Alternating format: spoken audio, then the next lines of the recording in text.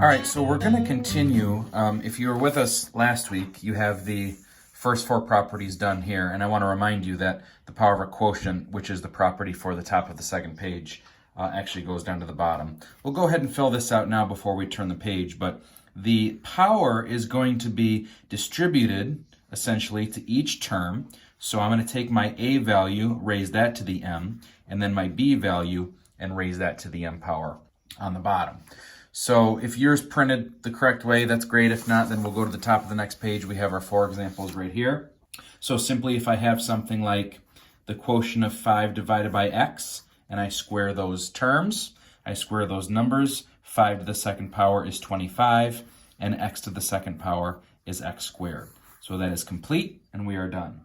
Essentially, your job is to eliminate the parentheses. That's really kind of what we're doing here. For example 2, I take negative 2m over 3n squared, and I'm going to raise everything to the third power. Essentially, I'm just going to take everything and raise it to the third power individually. So everything's separate. Negative 2 to the third power is negative 2 times negative 2 times negative 2, which is a negative 8. M to the third power comes down here. On the bottom, I have 3 to the third power, which is 3 times 3 times 3.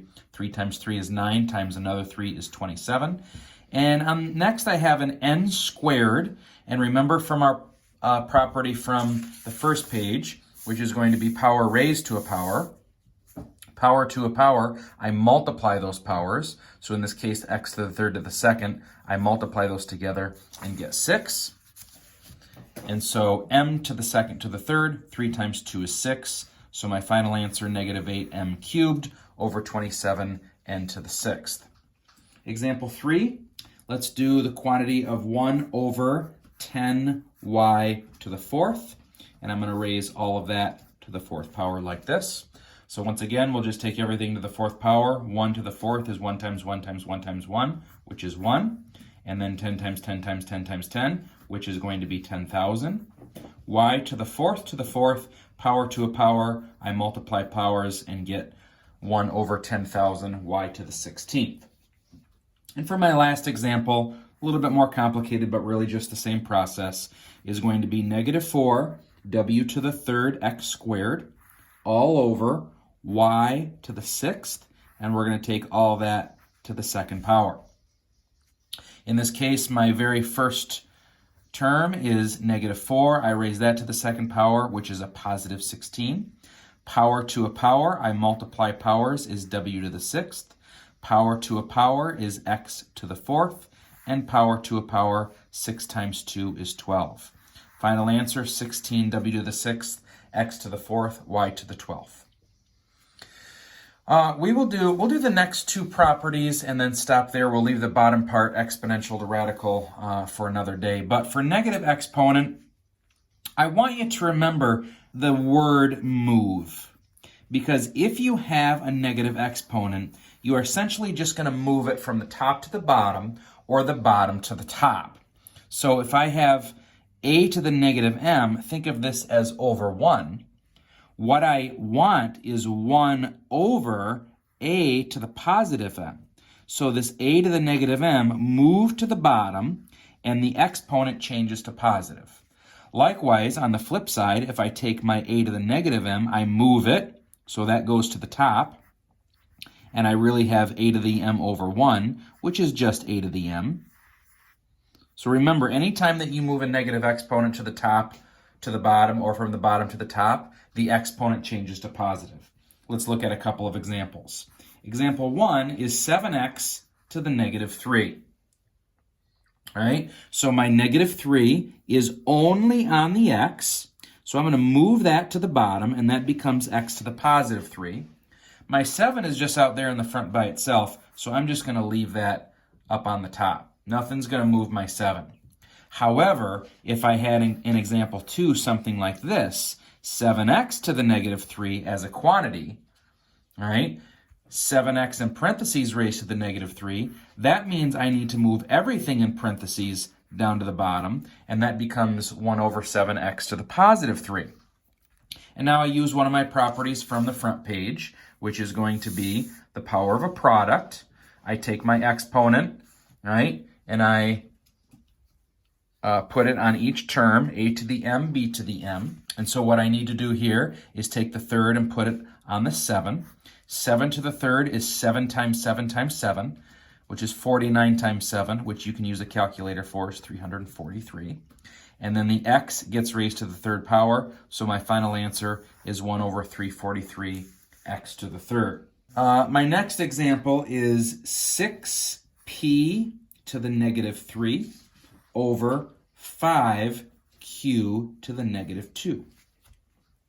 All right, so my negative exponent is on the p, so I'm going to move that to the bottom, and that becomes p to the positive 3. I also have a negative exponent on the q, which is on the bottom, so let me move that to the top, which is going to become q to the positive 2. Nothing is being done to the 6, so we leave it on the top. Nothing is being done to the 5, so we leave it up on the top, and my problem is complete. 6q squared over 5q cubed. And for my last example, we would have 1 over 2c to the negative 1 de to the negative 4. So let's only move the things that have a negative exponent. This 2 has nothing on it. There are no parentheses, so I'm going to leave that on the bottom. The c to the negative 1 gets moved to the top and becomes c to the positive 1. I can go ahead and leave that as just c. My d has nothing, so I'm just going to go ahead and leave that on the bottom. And my e to the negative 4 gets also moved to the top, and we're going to call this e to the positive 4. So my final answer is c e to the 4th over 2d. And my last example, my last property, is anything that is raised to the 0 power is equal to 1. Let's just check that on the calculator just to be sure. I could have any number, let's say 12.